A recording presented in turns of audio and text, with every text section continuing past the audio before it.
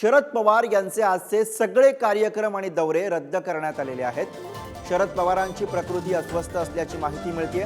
शरद पवारांची आजची कात्रजची सभा सुद्धा रद्द झालेली आहे। तर शरद पवार यांचे आजचे सगळे दौरे हे रद्द करण्यात आलेले आहे। शरद पवार यांची प्रकृती अस्वस्थ असल्याची माहिती आहे आणि त्या पार्श्वभूमीवरती शरद पवार यांचे आजचे सगळे कार्यक्रम आणि दौरे हे रद्द करण्यात आल्याचे कळतंय। त्यांची आज कात्रजमध्ये सभा होणार होती, ही कात्रजमधली शरद पवार यांची सभा सुद्धा आज रद्द करण्यात आली आहे।